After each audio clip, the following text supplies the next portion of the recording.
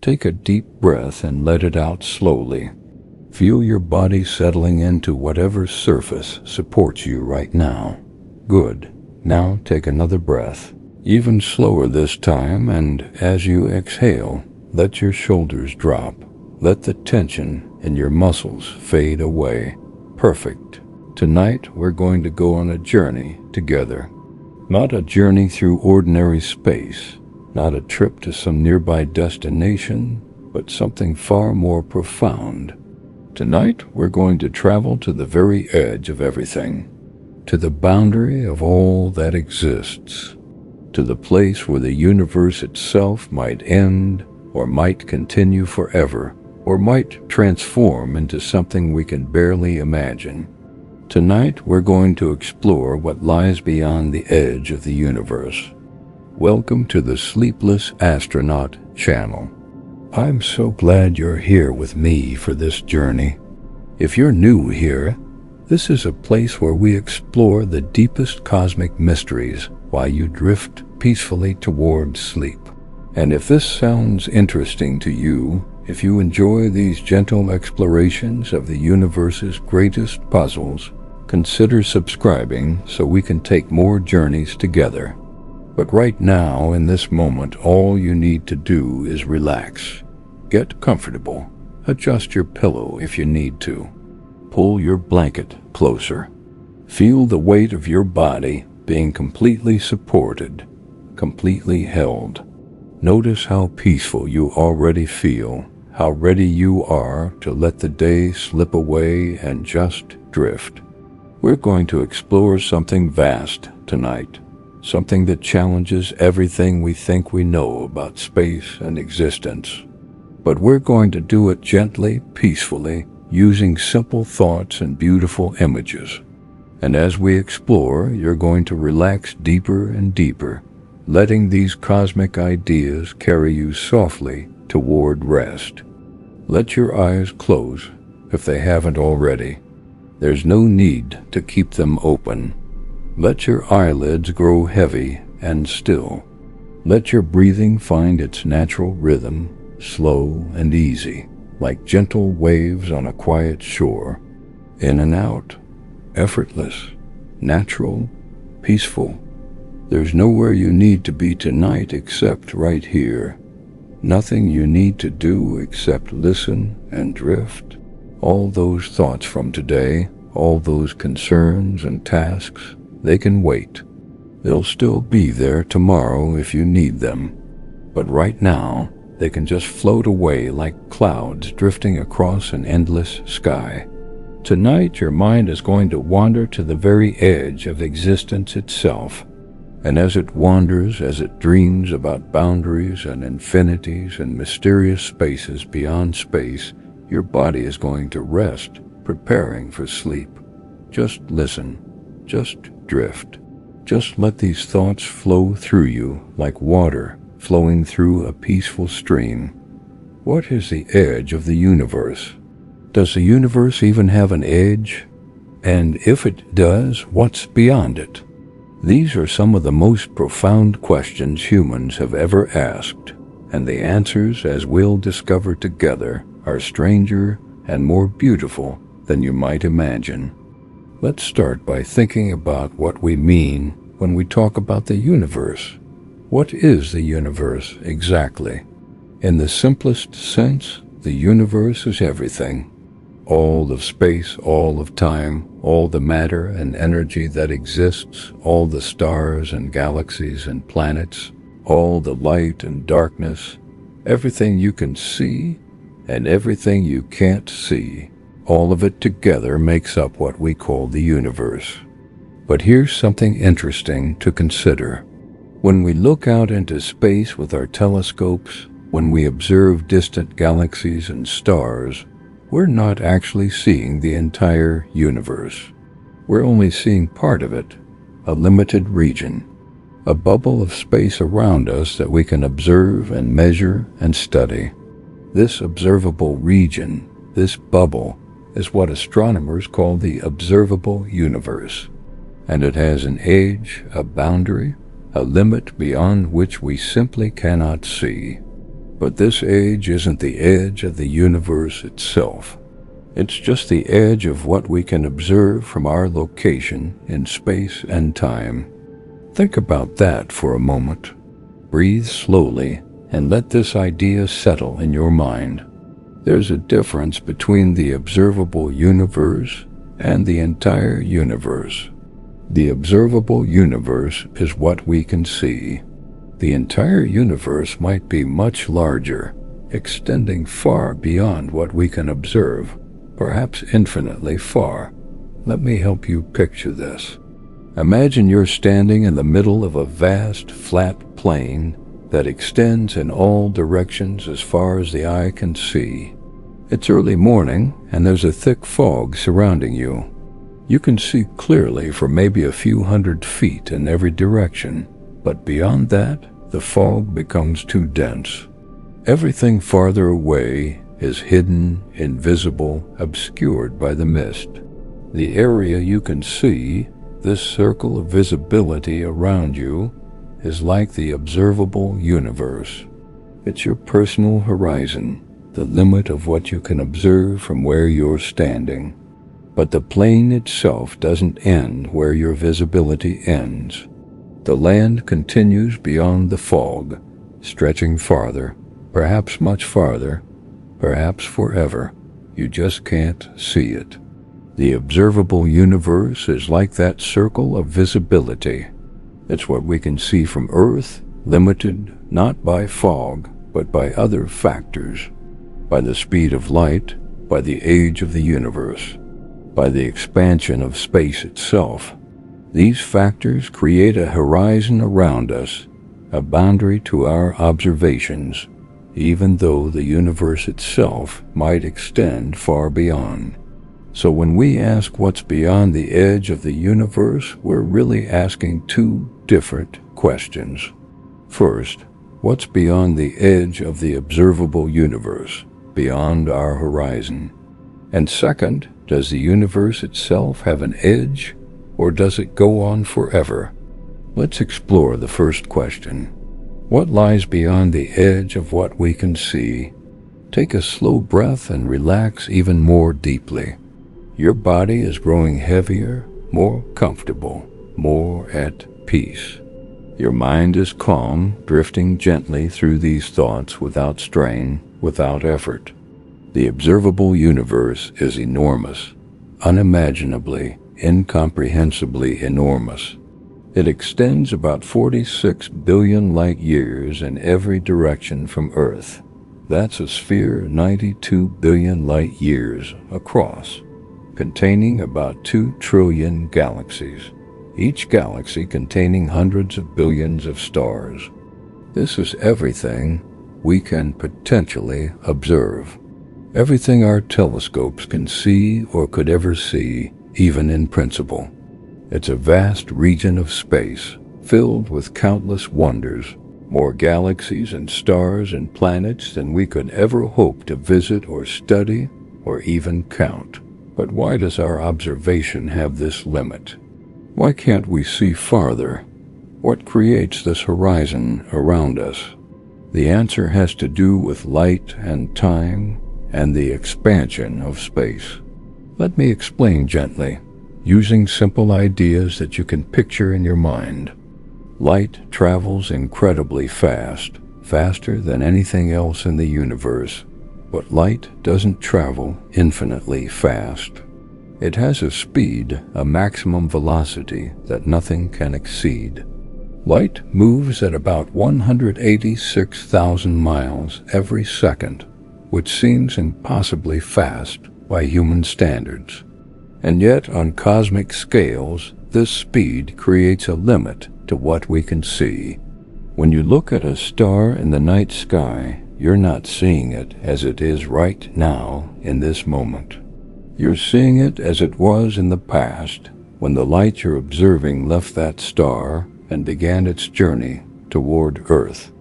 The light has been traveling through space for years or decades or centuries or millennia, depending on how far away the star is. The farther away something is, the longer its light takes to reach us.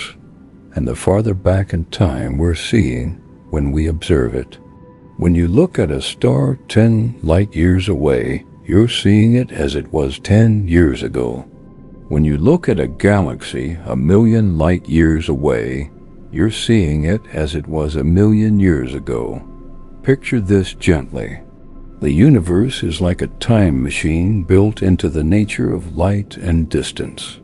The farther you look into space, the farther back in time you're seeing. Your view of the cosmos is spread across billions of years of history, with nearby objects showing you the recent past and distant objects showing you the ancient past. Now here's the crucial point. The universe has a finite age. It began about 13.8 billion years ago in the Big Bang. Before that moment, there was no universe, no space, no time, nothing that we can observe or measure or talk about meaningfully. This finite age means that light has only had 13.8 billion years to travel through space since the beginning. Light from objects farther than 13.8 billion light years away hasn't had enough time to reach us yet. That light is still traveling, still crossing the vast distances between us, and it simply hasn't arrived. This creates a natural horizon, a limit to what we can see.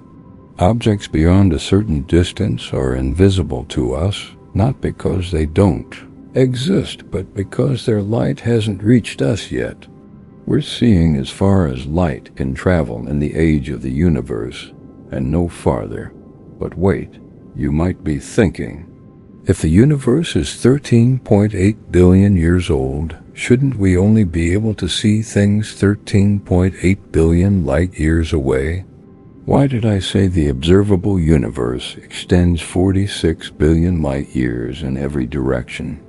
The answer has to do with something remarkable, something that makes the universe even stranger and more beautiful. The universe is expanding. Space itself is stretching, growing larger, carrying galaxies apart from each other. And this expansion affects how far we can see.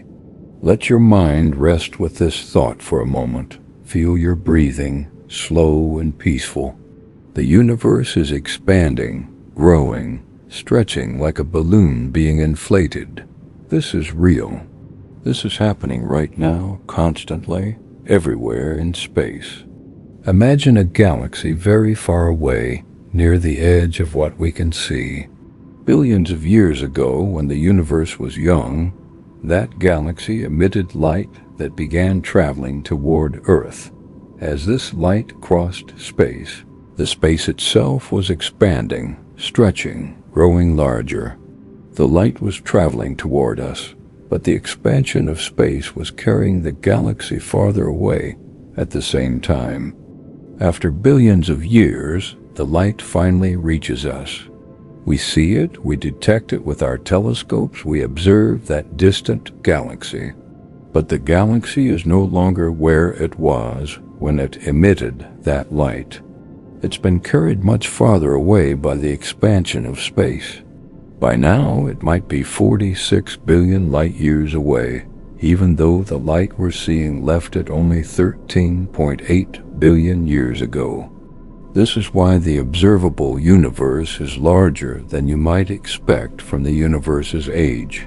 Expansion has carried the sources of light we're seeing, now farther away, during the time their light was traveling toward us.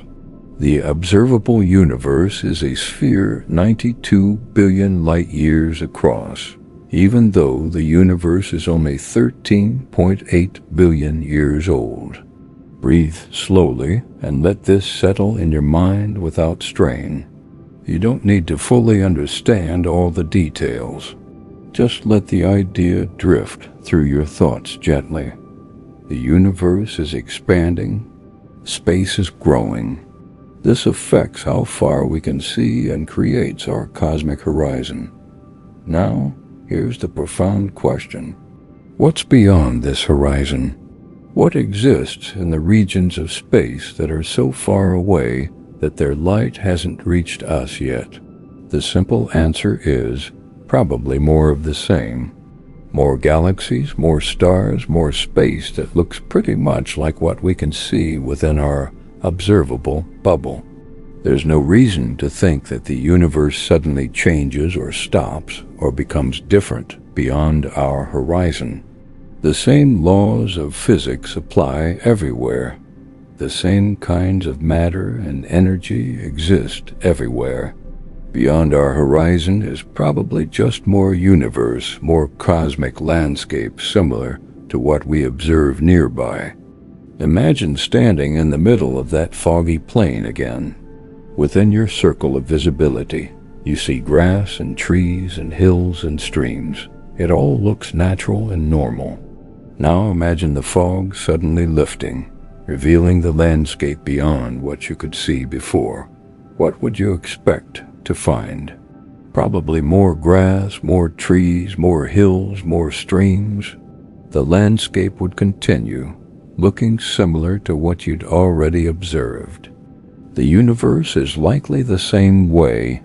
Beyond our horizon, there's probably more space filled with more galaxies arranged in similar patterns to what we see within our observable region. The cosmic web of galaxies and voids and clusters continues, extending farther, perhaps much farther, perhaps infinitely far. But we can't see it. We can't observe it.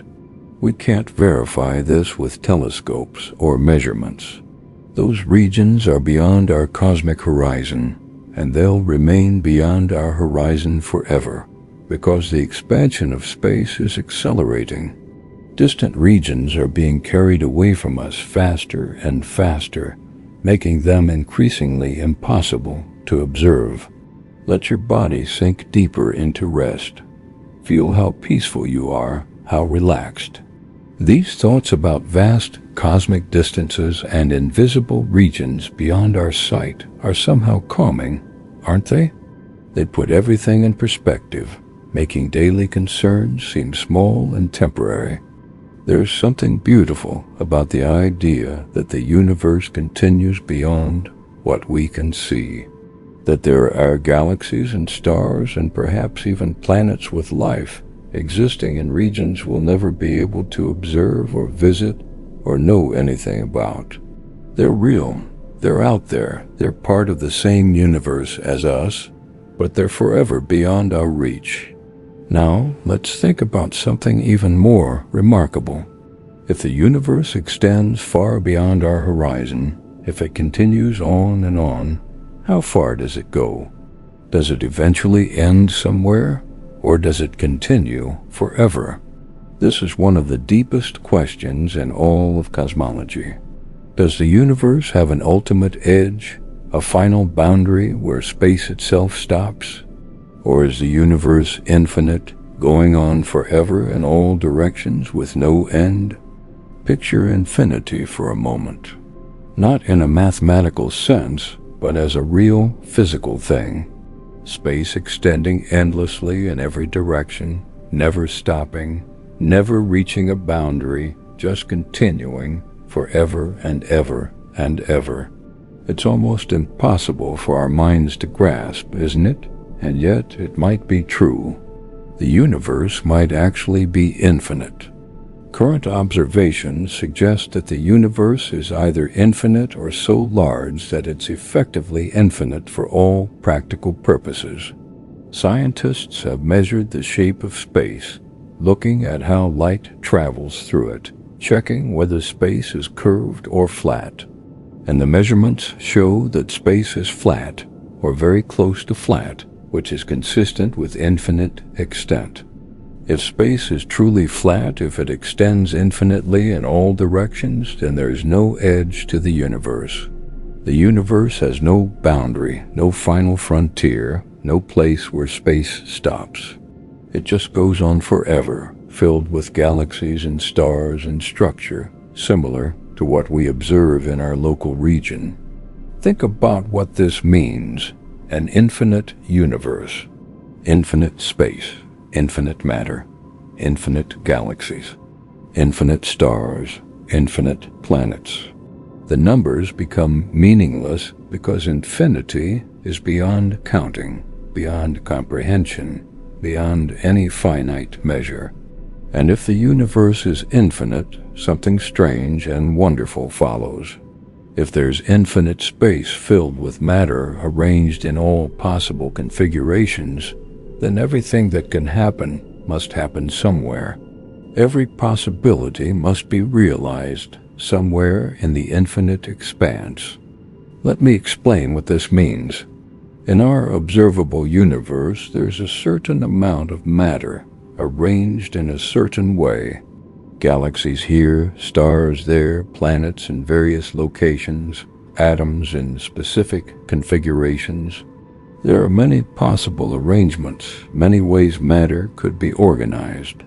But the number of possible arrangements, while enormous, is finite if we're talking about a finite region of space.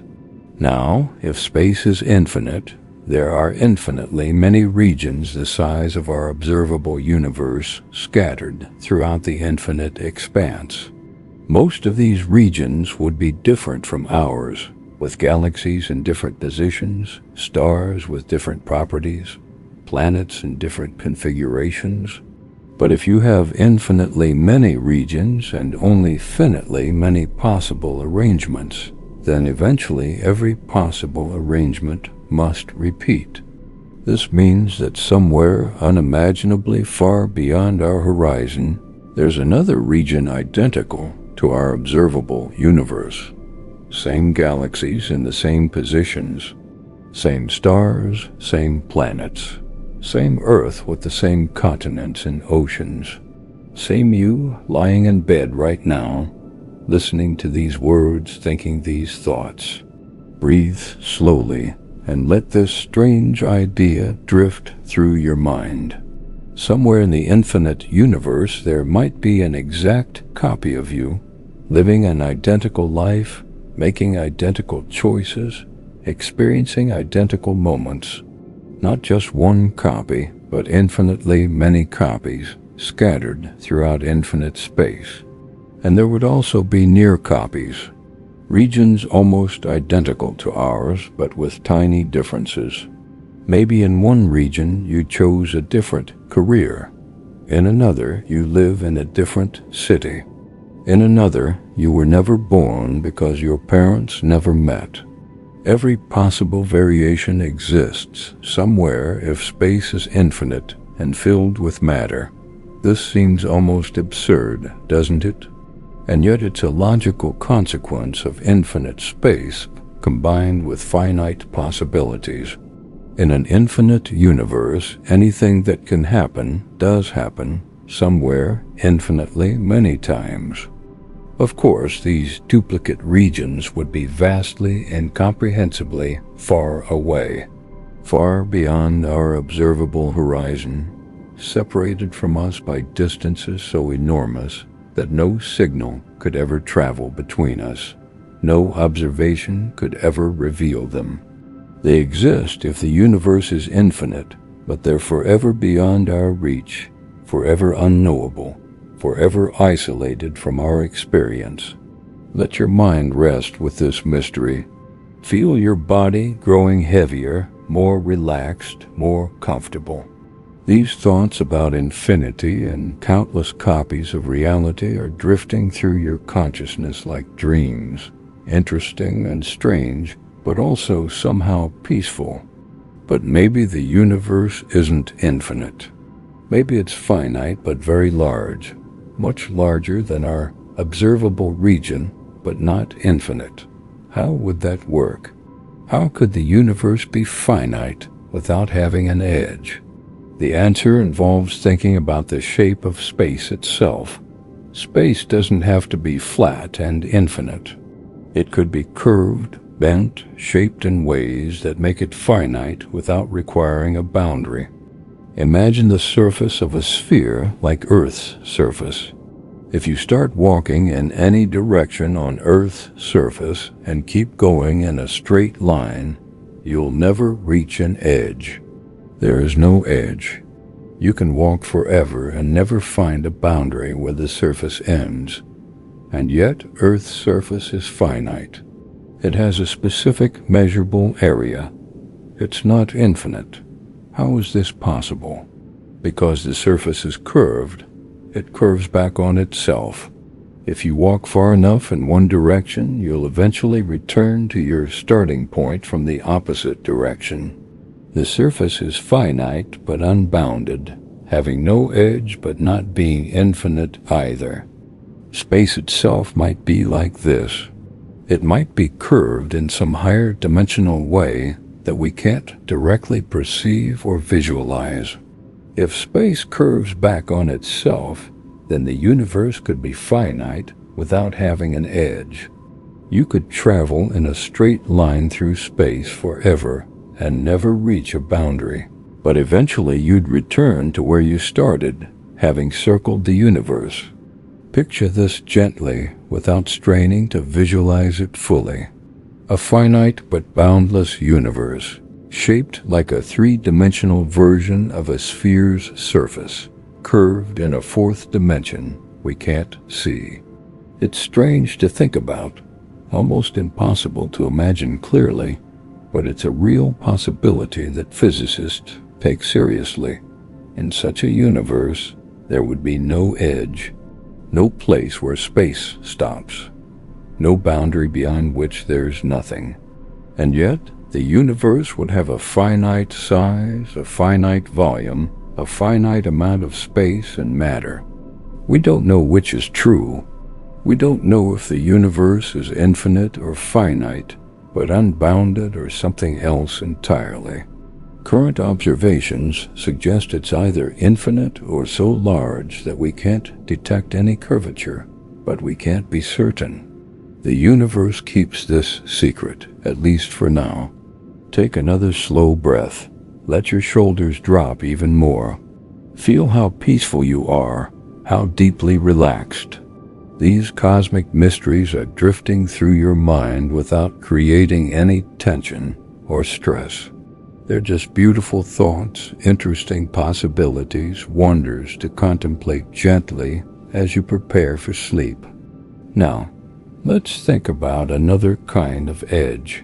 Not the edge of space extending in the three dimensions we're familiar with, but the edge of space-time itself.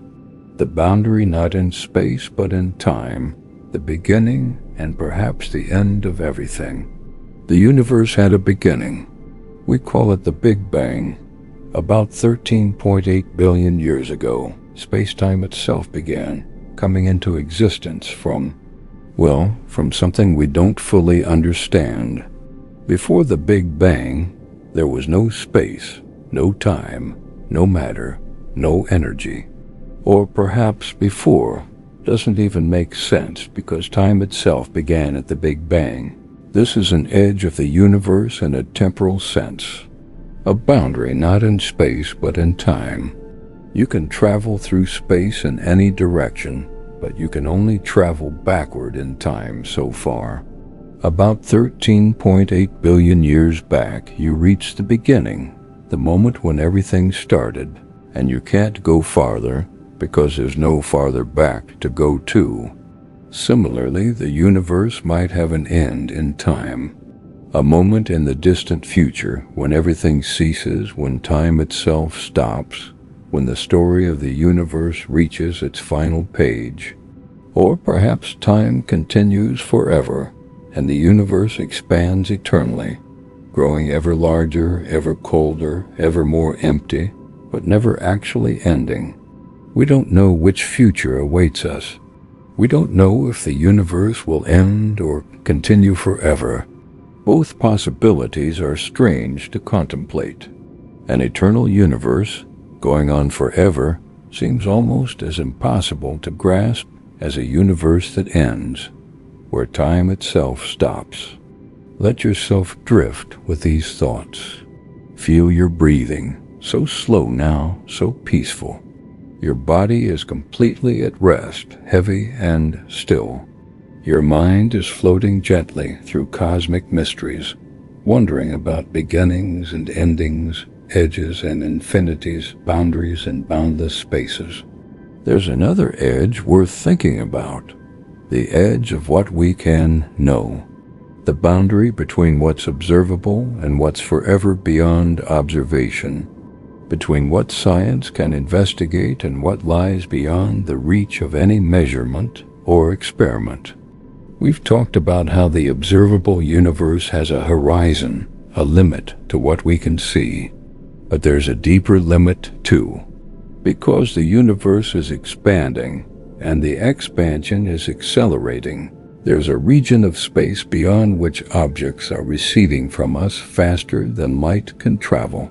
Light from those objects, even if they emit it right now, will never reach us. It's being swept backward by the expansion of space faster than it can make forward progress toward us.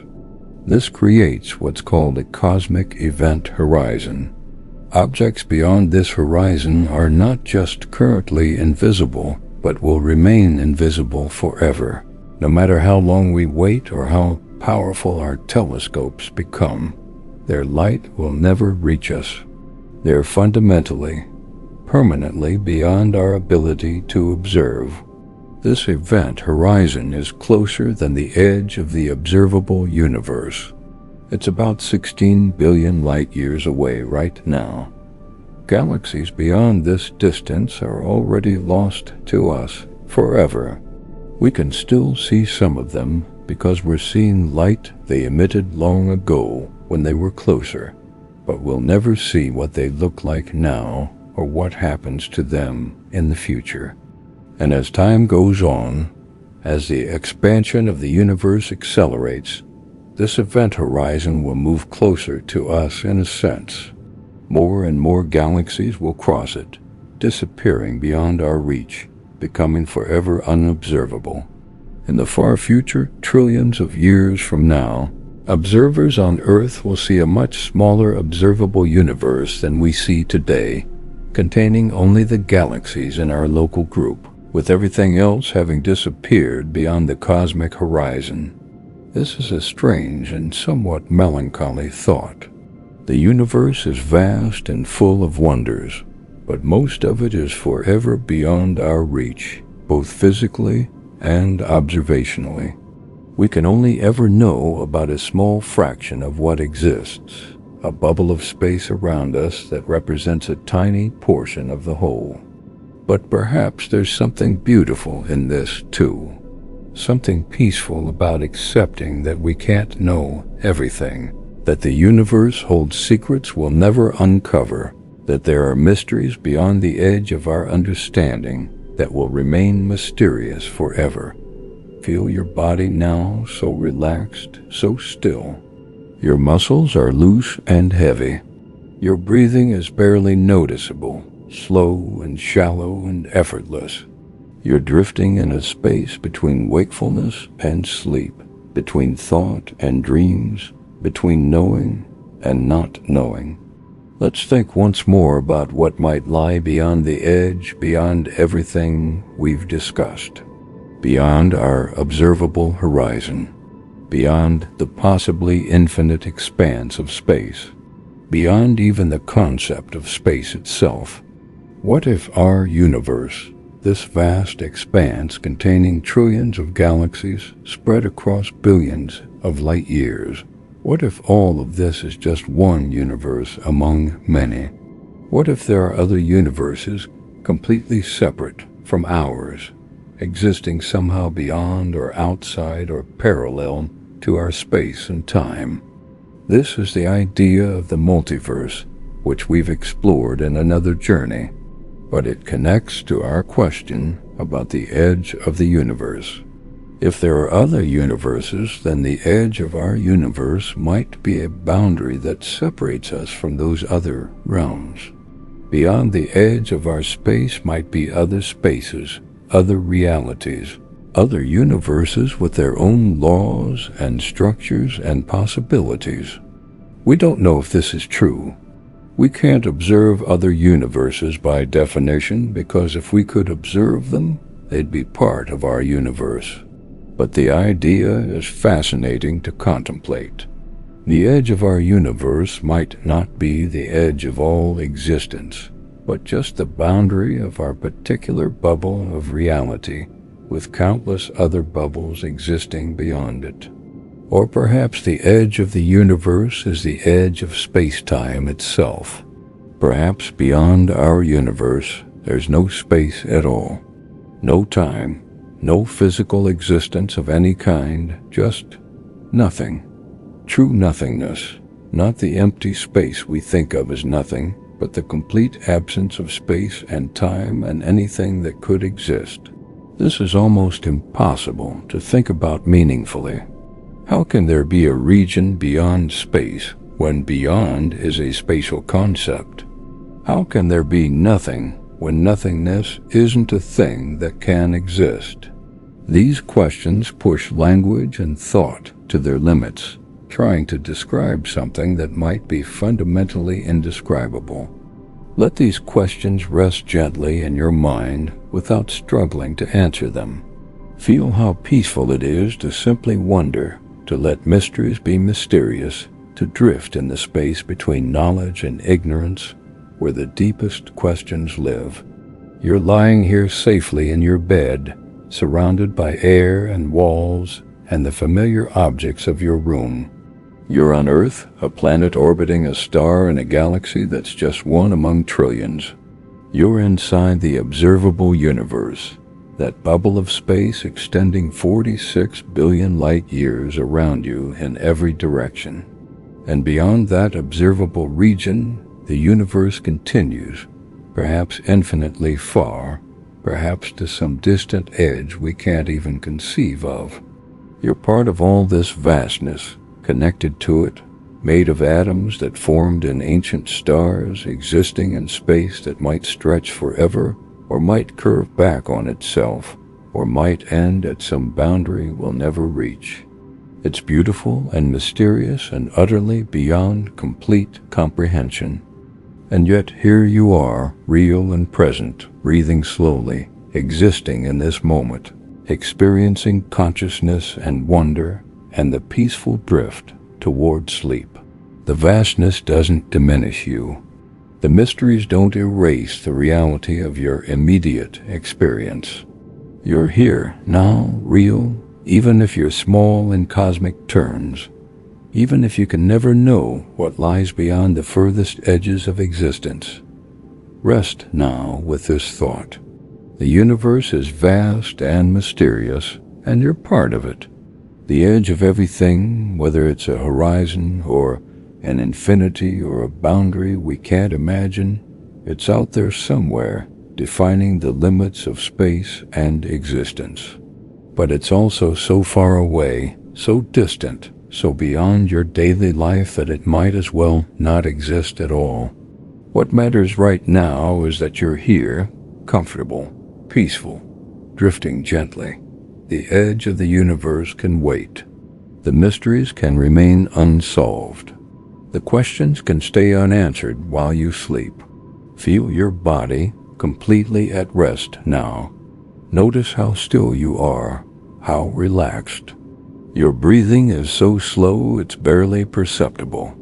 Your thoughts are becoming softer, less defined, merging into dreams.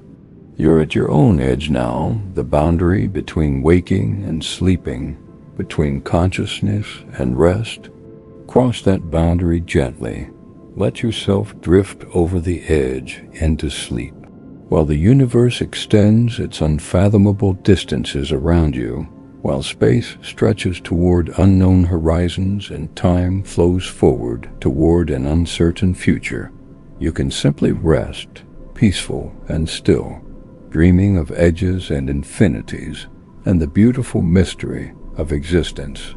So here we are, having explored the edge of what we can see, the horizon of our observable universe, and the profound question of whether space extends infinitely or ends somewhere beyond our reach. We've thought about cosmic horizons and invisible regions and the limits of what we can ever know. And now, as you lie there peacefully, breathing slowly and steadily, let's go even deeper into this mystery. Let's think about the shape of the universe itself, about how space might curve and bend in ways we can barely imagine, and about what that means for edges and boundaries and the ultimate nature of existence. Take a slow, deep breath. Feel your body completely relaxed now, heavy and still, supported entirely by the surface beneath you. Your mind is calm, drifting peacefully through these cosmic thoughts without any strain or effort. You're in that beautiful space between waking and sleeping, between thought and dreams, and it's the perfect state for wondering about the deepest mysteries. We talked earlier about how the universe might be finite but boundless, like the surface of a sphere. Let's explore this idea more carefully now, gently using simple images that you can picture in your mind without any mathematical complexity. Imagine you're an ant, a tiny ant living on the surface of a perfectly smooth, perfectly round sphere. This sphere is enormous from your perspective, so large that when you look around, you can't see any curvature at all. The surface seems flat to you, extending in all directions as far as you can perceive. You stand on what feels like flat ground, and in every direction you look, the surface continues, level and even. You don't know you're on a sphere. From your tiny perspective, close to the surface, unable to see the bigger picture, the world seems flat. It seems like it extends in all directions forever, or at least very far. There's no hint of curvature, no sign that you're on the surface of something round. Now imagine you decide to go on a journey. You pick a direction, any direction, and you start walking. You walk in as straight a line as you can manage, never turning left or right, just moving forward constantly. You walk and walk and walk. Days pass, weeks pass. The landscape beneath your feet is always the same, always smooth and continuous, always seeming to extend endlessly ahead. But here's what's happening that you can't perceive from your limited vantage point. You're actually walking around the curve of the sphere. Your straight line from your perspective is actually a great circle on the sphere's surface. You're following the curve without realizing it, because the curve is so gradual, so gentle, that it's imperceptible at your scale. And eventually, if you keep walking long enough, something remarkable happens. You start seeing familiar landmarks, things you saw at the beginning of your journey. And then, impossibly, you arrive back at your starting point. You've completed a circle, walked all the way around the sphere, and returned to where you began from what you thought was the opposite direction. During this entire journey, you never encountered an edge. You never reached a place where the surface ended, where you had to stop because there was nowhere further to go. The surface was continuous throughout your journey, always extending ahead of you, always providing ground to walk on. And yet, the surface is finite and has a specific measurable area. The sphere has a certain size, a certain circumference, and you've just walked all the way around it. This is what mathematicians and physicists mean when they talk about a space being finite but unbounded. Finite means it has a limited size, a specific volume or area. Unbounded means it has no edges, no boundaries, no places where it stops. These two properties seem contradictory at first. How can something be limited in size but have no edges? But the sphere's surface shows us exactly how, through curvature, by curving back on itself in a higher dimension. Let your mind rest gently with this image. An ant on a sphere, walking in what feels like a straight line, eventually returning to the start. No edges encountered, and yet the surface is finite. It's a beautiful example of how geometry can create possibilities that seem impossible at first. Now, here's where it becomes relevant to our universe. The three-dimensional space we live in might be curved in a similar way, but in a dimension we can't see or access. Just as the ant's two-dimensional surface curves through three-dimensional space, our three-dimensional space might curve through a fourth spatial dimension. This is almost impossible to visualize properly because we can't perceive four spatial dimensions.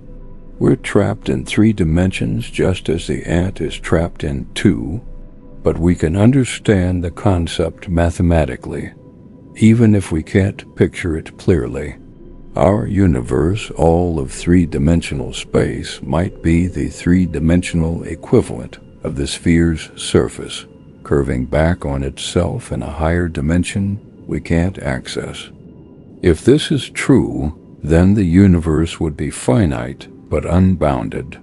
It would have a specific volume, a specific size, even though that size is incomprehensibly large. But it would have no edge, no boundary, no place where space ends. If you could travel in a straight line through such a universe, traveling for long enough, you'd eventually return to your starting point from the opposite direction, having circumnavigated the entire cosmos. Think about what this journey would be like. Imagine boarding a spacecraft capable of traveling at nearly the speed of light. You point the ship in a direction, any direction, and you start traveling. You pass through our solar system quickly, then through the Milky Way, seeing billions of stars streaming past. You enter intergalactic space, that vast darkness between galaxies where almost nothing exists. You keep going. You pass galaxy after galaxy, cluster after cluster. Millions of years pass on Earth, though for you, due to time dilation, perhaps only decades pass. You're traveling so fast that time itself moves differently for you. You cross unimaginable distances, seeing cosmic structures that no human has witnessed before. You pass through superclusters, those enormous structures containing thousands of galaxies bound together by gravity. You cross vast cosmic voids, regions hundreds of millions of light years across, that contain almost no galaxies at all, just empty space stretching in all directions. You're seeing the large-scale structure of the universe, the cosmic web of matter distributed throughout space. And you keep going onward and onward, always in the same direction, never deviating from your straight-line path. Billions of light years pass behind you. The universe continues ahead, seemingly endless, always presenting new galaxies and structures to pass through. But eventually, after an inconceivable journey, after crossing distances so vast that numbers lose their meaning, you start seeing something strange. Familiar patterns in the distribution of galaxies, structures that look like ones you saw at the beginning of your journey. And then, impossibly, you see the Milky Way ahead of you. Not a galaxy that looks like the Milky Way, but the actual Milky Way, approaching from what you thought was the opposite direction from where you left it. You've circumnavigated the universe. You've traveled in a straight line through curved space and returned to your starting point. The universe is finite, shaped like a three-dimensional sphere, curving back on itself in a way you couldn't perceive during your journey because the curvature is so gradual over such vast distances. This is one possibility for the shape of our universe. A finite, spherical cosmos, unimaginably large, but ultimately limited in size, curved in a higher dimension we can't see. If this is true, then there's no edge to the universe in any conventional sense. No boundary, no place where space stops. just a closed, complete, self-contained structure curving through dimensions beyond our direct perception. But this might not be how our universe is shaped. Current observations suggest that space is flat, or very close to flat, which would mean the universe either extends infinitely or is so large that we can't detect any curvature.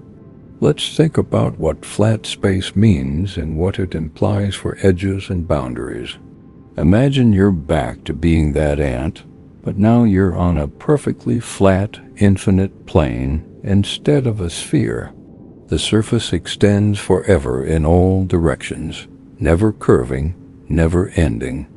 If you start walking in any direction, you can walk forever and you'll never return to your starting point. You'll just keep encountering new territory, endlessly, because the plane is infinite. There are no edges on an infinite plane. You can never reach a boundary because there is no boundary. The surface just continues forever. But unlike the sphere, which is finite but unbounded, the infinite plane is both infinite and unbounded. It has no edges because it never ends. Our universe might be like this: three-dimensional space extending infinitely in all directions, with no curvature, just straightforward Euclidean geometry going on forever. If you traveled in a straight line through such a universe, you'd never return to your starting point.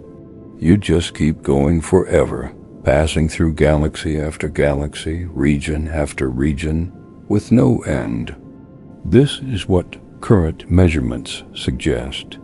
When scientists observe the cosmic microwave background radiation, that ancient light from the early universe, they can measure whether space is curved by looking at how the patterns in this light are distributed. If space were curved like a sphere, the patterns would be slightly larger than if space were flat.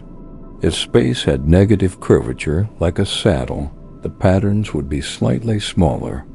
The measurements show that the patterns are exactly the size they should be if space is flat, at least to within our ability to measure. This suggests that either space is truly flat and extends infinitely, or it's so close to flat that any curvature is too small to detect. The universe might be curved, but so enormous that the curvature is imperceptible, like how Earth's surface seems flat when you're standing on it, even though the planet is round. If space is truly flat and infinite, then there's no edge in any direction. The universe just goes on forever, filled with galaxies and structure that continues endlessly. This infinite expanse would contain everything that can exist, every possible configuration of matter playing out somewhere in the infinite space. But there's a third possibility we should consider. Space might have negative curvature, shaped like a saddle rather than a sphere or a flat plane. This is harder to visualize because saddle shapes are less familiar than spheres or planes, but let's try to understand what this means. Imagine a saddle, the kind you'd put on a horse. Look at its shape. In one direction, from the front of the saddle to the back, the surface curves downward like a valley. But in the perpendicular direction, from one side to the other, the surface curves upward like a hill. At any point on the saddle, the surface is curving both ways simultaneously, creating what mathematicians call negative curvature. Now imagine extending this saddle shape infinitely in all directions, creating a surface that curves like a saddle everywhere. This is hard to picture fully, but try to imagine a surface that's constantly opening up, constantly expanding outward in multiple directions simultaneously. This is negative curvature. If our three-dimensional space has negative curvature, it would be curved in this saddle-like way, but in dimensions we can't visualize. The practical effect would be that space is infinite, extending forever in all directions, but the geometry would be different from flat space. Parallel lines would diverge from each other rather than remaining parallel. Triangles would have angles that sum to less than 180 degrees. Distances and volumes would work differently than in flat Euclidean space. A negatively curved universe would still have no edge because it would be infinite. There would be no boundary, no place where space stops. But the structure of space would be subtly different from the flat, infinite case, with implications for how matter distributes itself and how the universe evolves over time. So we have three possibilities. Positive curvature, like a sphere, creating a finite but unbounded universe. Zero curvature, flat space, creating an infinite universe with simple Euclidean geometry. And negative curvature, like a saddle, creating an infinite universe with hyperbolic geometry. Each possibility is consistent with the laws of physics. Each gives a different answer to what the universe is like on the largest scales and whether it has any kind of edge. Current observations favor flat or nearly flat space, suggesting either infinite extent or a universe so large that any curvature is undetectable. But we can't be completely certain. The universe keeps this secret close, revealing only hints through our careful measurements of cosmic structure and ancient light. Let these geometric possibilities drift through your mind gently. Spherical space curving back on itself. Flat space extending infinitely. Saddle-shaped space opening up forever. Each one beautiful in its own way. Each one offering a different vision of cosmic architecture. Each one suggesting different answers to our questions about edges and boundaries. Now, let's think more deeply about the multiverse, about the possibility that our universe, regardless of its shape or size, might be just one among many. This idea connects directly to our question about what lies beyond the edge. Imagine that space, the three-dimensional expanse we've been discussing, exists within a larger structure. This larger structure is hard to visualize because it exists in more than three spatial dimensions, but try to picture it abstractly. A vast, perhaps infinite, higher dimensional space that contains universes has structures within it. Our universe would be one such structure. A bubble, a pocket, a region within this higher dimensional space where three-dimensional space exists and where our familiar laws of physics apply. This bubble has boundaries, edges that separate our three-dimensional space from the higher dimensional space surrounding it. Beyond these edges in the higher dimensional space, other bubbles exist, other universes. Each one is a separate three-dimensional space with its own boundaries, its own interior, its own structure. These bubble universes float in the higher dimensional space, existing alongside each other, but remaining separate and isolated. Think of it like bubbles in a foam. Each bubble is a distinct volume of space enclosed by a boundary.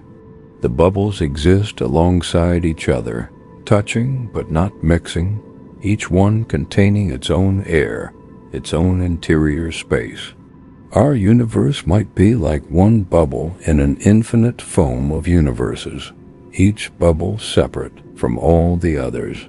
If this is true, then the edge of our universe would be a real physical boundary. It would be the edge of our three-dimensional space, the place where our space ends and the higher dimensional space begins. Beyond this edge, there would be no more of our universe, no more galaxies or stars or matter of the kind we're familiar with. Instead, there would be the higher dimensional space and scattered throughout it other bubble universes. But we could never reach this edge. It's not a place we could travel to by moving through our three-dimensional space, because the edge exists in directions we can't access. It's like asking a flat character in a drawing to step off the page. The character exists only in 2 dimensions and can't move in the 3rd dimension needed to leave the page's surface. Similarly, we exist in 3 dimensions and can't move in the higher dimensions needed to reach the edge of our universe. From our perspective, confined to 3-dimensional space, the universe appears either infinite or finite, but unbounded, depending on its curvature. We can't perceive the higher dimensional space or the boundary that separates us from it. We're trapped inside our bubble, able to see and explore only the 3-dimensional space within our universe. But the boundary exists if this multiverse picture is correct.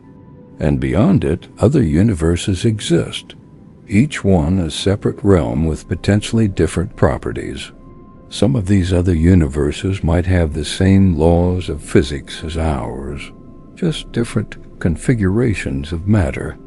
Others might have completely different laws, different fundamental constants, different numbers of dimensions, different forces governing how matter behaves. Imagine a universe where gravity is much stronger than in ours. In such a universe, matter would collapse more readily. Stars would form differently. Galaxies would be smaller and denser. Life as we know it probably couldn't exist because the conditions would be too extreme, too hostile to the delicate chemistry that underlies biology. Or imagine a universe where electromagnetism works differently, where the charge of the electron has a different value. Chemistry would be completely different in such a universe. Atoms would bond differently. Molecules would have different properties. Water might not exist or might behave in completely unfamiliar ways. Again, life as we know it would be impossible, though perhaps other forms of complexity could arise based on the different chemistry. Or imagine a universe with 4 spatial dimensions instead of 3. Beings in such a universe would perceive space completely differently than we do. They could move in directions we can't imagine. Their geometry would be richer, more complex. Gravity would work differently in 4 dimensions, falling off faster with distance, making it harder for stars and planets to form. Such a universe would be profoundly alien, operating according to rules we struggle to understand. The multiverse, if it exists, might contain all these possibilities and more. Every combination of physical laws that's mathematically consistent might be realized somewhere in some bubble universe. The totality of existence would be incomprehensibly vast and diverse, containing every possible kind of reality. And all of this would exist beyond the edge of our universe, in that higher dimensional space we can't access. The edge would separate us from this vast multiverse, keeping us confined to our particular bubble with its particular laws and properties. This idea comes from a theory called eternal inflation. Let me explain gently how this theory suggests that multiple universes might form and what it implies about edges and boundaries. Inflation is the idea that the very early universe underwent a period of incredibly rapid expansion, growing exponentially in size in a tiny fraction of a second. This expansion was driven by a special kind of energy field that filled space, and when this field's energy decreased, the rapid expansion ended, and the universe transitioned to the normal expansion we observe today. But here's the key insight. In most regions of space, inflation might not end everywhere simultaneously. The energy field causing inflation has quantum fluctuations, random variations in its strength from place to place. In most regions, these fluctuations keep inflation going. The space continues expanding rapidly, doubling in size over and over again in tiny fractions of time. But occasionally, randomly, due to quantum fluctuations, the energy field in a particular region drops to a lower level. Inflation ends in that region. The rapid expansion stops, and that region transitions to normal expansion, becoming a bubble universe like ours. This process happens over and over again throughout the inflating space. Bubbles form randomly wherever the energy field happens to drop. Each bubble becomes a separate universe, a region where inflation has ended and normal physics applies. And the space between bubbles continues inflating rapidly, growing ever larger, creating more volume where more bubbles can form. This is eternal inflation. Once inflation starts, it never completely stops. It keeps going forever in most regions, producing new bubble universes eternally. The total structure is infinite and eternal, with infinitely many bubbles forming over infinite time, each one a separate universe. Our universe would be one such bubble. It formed when inflation ended in our region of space. We exist inside this bubble, observing its interior, seeing the galaxies and structures that formed after inflation ended here, but outside our bubble, inflation continues. And scattered throughout that inflating space are countless other bubbles, other universes, each one isolated from all the others. The edge of our universe in this picture is the boundary of our bubble. It's where our space ends and the inflating space begins. This boundary is moving outward as our universe expands, but we could never reach it because it's receding faster than light can travel. It's forever beyond our cosmic horizon, forever inaccessible. And beyond this boundary, in the eternally inflating space, new bubbles are constantly forming.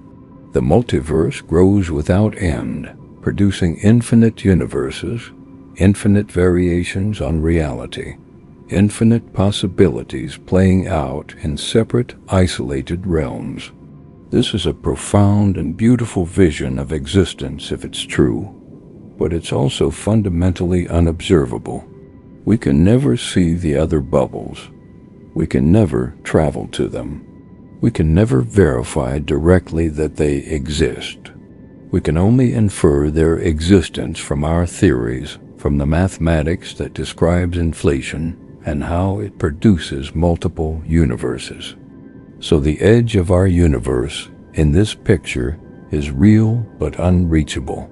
Beyond it lies a multiverse of other realities, other bubbles, other versions of space and time with different properties and different histories.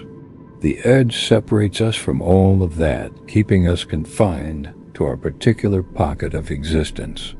Feel your body resting peacefully as these thoughts drift through your mind. The multiverse, if it exists, is impossibly vast and diverse, containing every possible kind of reality. And yet you're here in this particular universe, this particular bubble, existing in this particular moment. Both facts are somehow beautiful. The vastness of possibilities and the particularity of your actual existence here and now. Now let's think about edges in time rather than space. We've been focusing on spatial boundaries, on where space might end or what might lie beyond it. But there are temporal boundaries too, edges in time that are just as mysterious and profound. The universe had a beginning.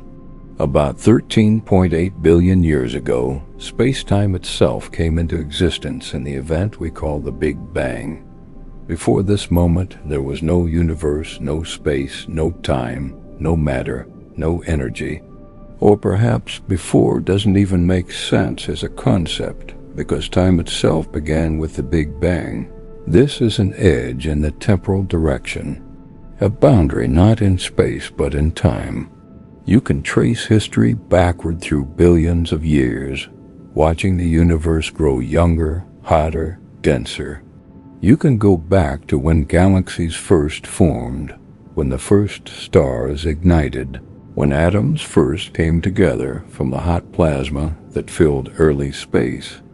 You can go back further to when the universe was just a few minutes old, when nuclear reactions were forging the first atomic nuclei from protons and neutrons. You can go back to when the universe was just seconds old, a roiling sea of particles and radiation at temperatures beyond anything that exists today. And you can go back to the very earliest moments, fractions of a second after the beginning, when the universe was so hot and dense that even our best theories struggle to describe what was happening. Back to the Planck time, about 10 to the negative 43 seconds after the beginning, when quantum effects and gravitational effects were both crucial, and our theories break down completely. This is as far back as we can meaningfully trace the universe's history with current physics. Beyond this point, earlier than this moment, we don't have theories that work. We don't understand what was happening, or even whether happening makes sense when talking about the very origin of time itself. And if you try to go back before the Big Bang entirely, you encounter the temporal edge, the beginning of time, the moment before which there is no before, because time itself didn't exist yet. This is a boundary more fundamental than any spatial edge, a limit to the universe's history, a first moment beyond which we cannot go. What caused the Big Bang? What existed before it? Why did the universe begin at all rather than nothing existing? These questions might not have answers, at least not answers we can discover through observation and experiment. The beginning of time is a boundary that might be fundamentally beyond the reach of science. Some theories try to push past this boundary. Some suggest the Big Bang wasn't the absolute beginning, but rather a transition from a previous state. Maybe the universe has always existed in some form, going through cycles of expansion and contraction, with our Big Bang just being the latest bounce from a previous collapse. Or maybe our universe emerged from a quantum fluctuation in some larger structure, appearing spontaneously from a quantum vacuum or from the inflating space of eternal inflation. In these scenarios, there might not be an absolute beginning, just our particular bubble's beginning, with something existing before that gave rise to our universe. But even these theories don't fully eliminate the temporal edge. They just push it back or transform it into something else. If the universe goes through cycles, what started the cycles? If our universe emerged from quantum fluctuations, where did the quantum vacuum come from? If we came from eternal inflation, what started inflation in the first place? Every answer seems to lead to more questions, and eventually we reach questions that might be fundamentally unanswerable. The temporal edge, the beginning of everything, might remain forever mysterious, a boundary beyond which our understanding cannot penetrate. And there's a temporal edge in the other direction too, the future.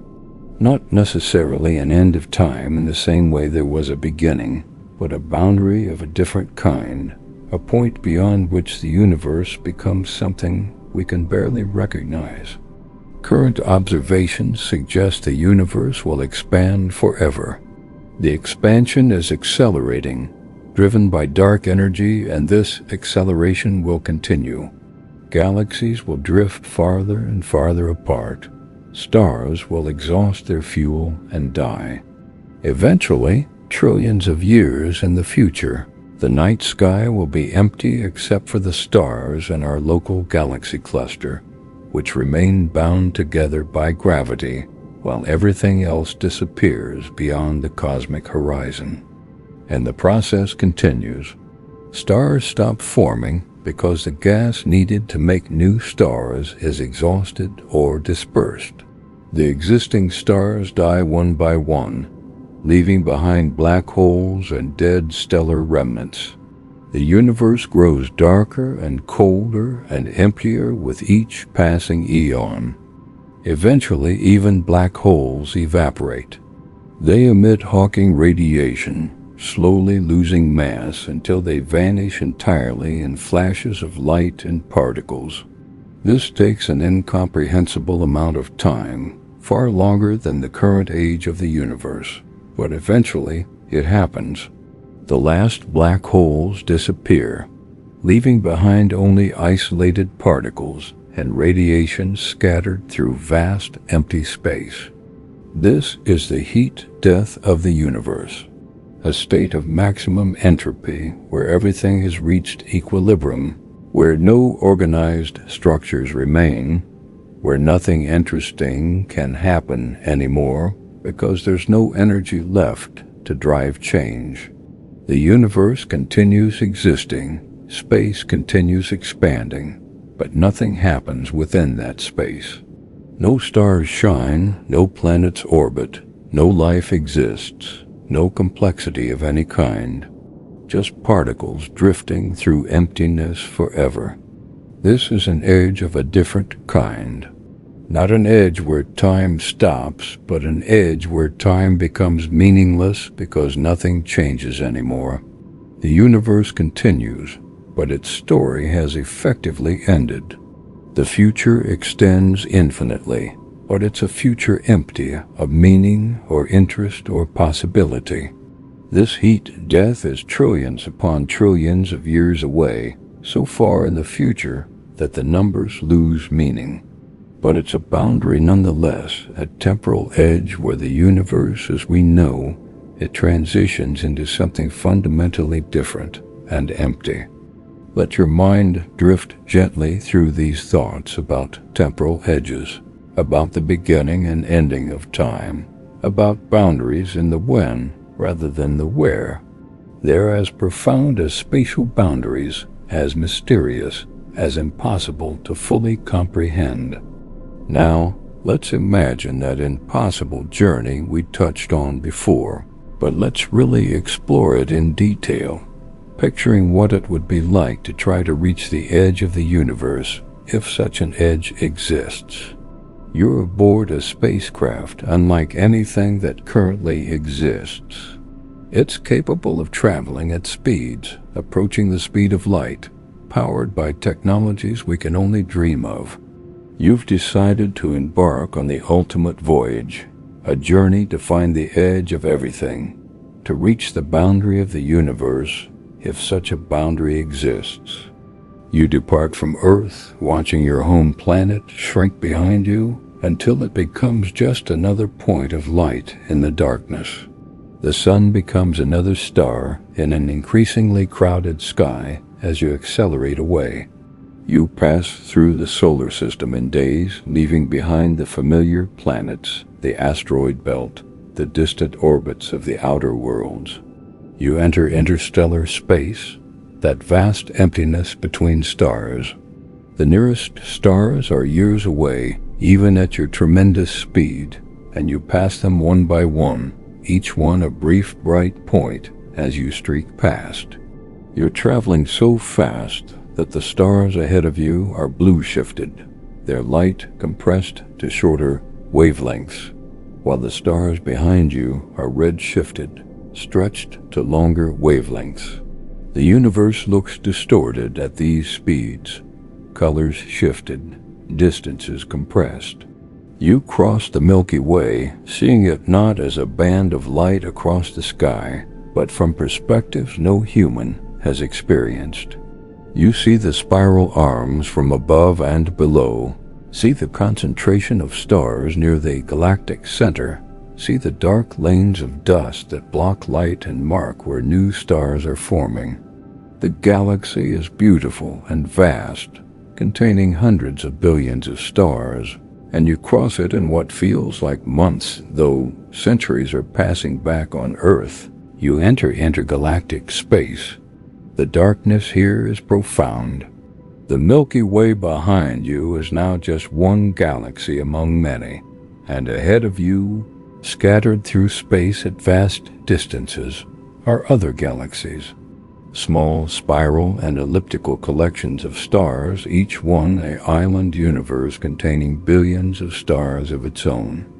You pass the Andromeda Galaxy, the nearest large galaxy to the Milky Way. If you were moving slowly, you could stop and explore it, see its trillion stars, its own spiral structure so similar to yet different from our home galaxy. But you're on a mission to reach the edge, so you continue, watching Andromeda fall behind as you accelerate toward more distant targets. You're traveling through the local group now, that collection of galaxies gravitationally bound together, moving through cosmic space as a single structure. You pass dozens of smaller galaxies, each one containing millions or billions of stars. They're scattered through space like lanterns in a vast, dark room, separated by distances so enormous that light takes millions of years to cross them. And you keep going. You pass beyond the local group into the larger cosmic web. You cross filaments, those enormous structures where galaxies cluster together in chains and sheets stretching for hundreds of millions of light years. You traverse voids, vast empty regions where almost no galaxies exist, where space is dark and empty for incomprehensible distances. You're seeing the universe on its largest scales now.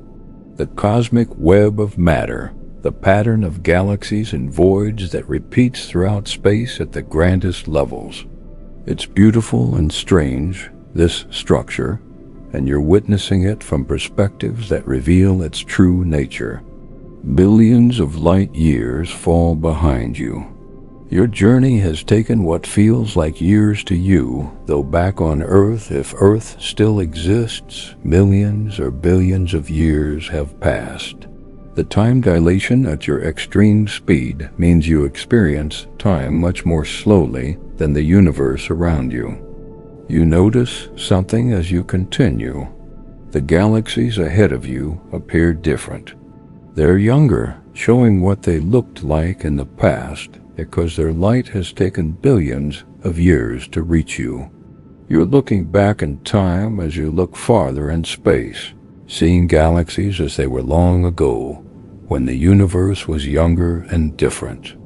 The galaxies become progressively younger looking as you travel farther.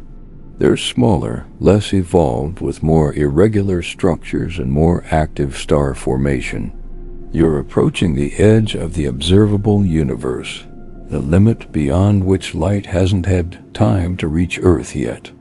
But from your perspective, having traveled billions of light years from Earth, your observable horizon is different.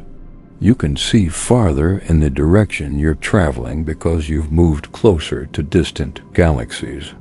But behind you, some galaxies have disappeared beyond your horizon, carried away by the expansion of space faster than light can travel back to you. You keep going. You're now farther from Earth than any light that's reached Earth since the Big Bang. You're in regions that Earth-based observers cannot see and will never be able to see. You're beyond the observable universe as measured from Earth, but you still don't see any edge. Space continues ahead of you, filled with galaxies and structure. There's no wall, no boundary, no place where space stops. The universe just keeps going, presenting new regions to traverse, new structures to pass through. You travel for what feels like centuries to you, and the universe continues. Always more galaxies ahead. Always more space to cross. The edge, if it exists, recedes before you, always beyond reach. Or perhaps there is no edge at all, just infinite space extending forever in all directions. Eventually, you might decide to turn back, to return to Earth or to wherever you're calling home by now. But you'd return having found no edge, no boundary, no end to space. The universe, from your direct experience, appears boundless, extending infinitely, or at least far beyond any distance you could ever hope to travel. This is what we believe would happen if such a journey were possible. The universe, whether finite or infinite, is so vast that no edge could ever be reached by traveling through space. If the universe is finite but curved back on itself, you'd eventually return to your starting point without finding an edge. If the universe is infinite, you travel forever without reaching any boundary. Either way, the edge remains forever beyond reach. Rest here for a moment with this thought. The universe is so vast that edges, if they exist, are irrelevant to any actual experience. You could search forever and never find a boundary. The cosmos is effectively infinite from any practical perspective, even if it might be finite in some abstract mathematical sense. Let these thoughts settle gently in your mind now. The shape of space, curved or flat. The possibility of a multiverse beyond our bubble. The edges in time, beginning and ending. The impossible journey seeking boundaries that recede forever beyond reach. You're lying here peacefully, existing in your small corner of this vast universe. Around you, space extends outward in all directions, perhaps infinitely, perhaps to some distant boundary you'll never perceive. Time flows forward, carrying you from moment to moment, from past toward future, along the world line of your existence. The edge, wherever and whatever it is so far beyond your experience that it might as well not exist at all. What matters is here, now, this moment, this breath, this peaceful drift toward sleep. The universe is vast and mysterious and beautiful. It extends toward edges we can't reach and doesn't reach, containing possibilities we can observe and can't observe, obeying laws we understand and don't understand. And you're part of it, connected to it, made of atoms that formed in ancient stars, existing in space that might curve or extend infinitely, experiencing time that had a beginning and will continue toward an uncertain future. All of this is true and profound. But right now, what's most true is that you're here, breathing slowly, feeling peaceful, drifting toward sleep. The cosmic mysteries will still be here tomorrow. The edge of the universe will remain mysterious whether you think about it or not. Tonight is just for rest, just for dreams, just for crossing your own edge from wakefulness into sleep. Feel yourself drifting now across that gentle boundary. The universe surrounds you with its incomprehensible vastness, but you're safe here, small and warm and comfortable, existing in this tiny corner of everything. You've thought about edges and boundaries and the ultimate extent of space and time. And now those thoughts can fade, becoming softer and less distinct as consciousness gives way to dreams. Sleep well, rest deeply. The edge of the universe, with all its mysteries and impossibilities, will wait for you. But tonight you've reached your own edge, the boundary between waking and sleeping, and it's time to cross over. Good night, explorer. You've traveled far in thought tonight, journeying to the very limits of existence itself, and now the journey is complete. Now it's time to rest. The universe extends toward its mysterious edges. Space curves or remains flat. Time began and will continue. Other universes might exist beyond boundaries we can't cross. All of this remains true and mysterious and wonderful. And you, having contemplated these profound questions, can now simply sleep, peaceful and still, dreaming of infinite spaces and curved geometries and boundaries that define the limits of everything. Sleep now. Dream gently. Let the edge of the universe hold its mysteries while you drift away into rest and peace and the beautiful darkness of sleep. Good night.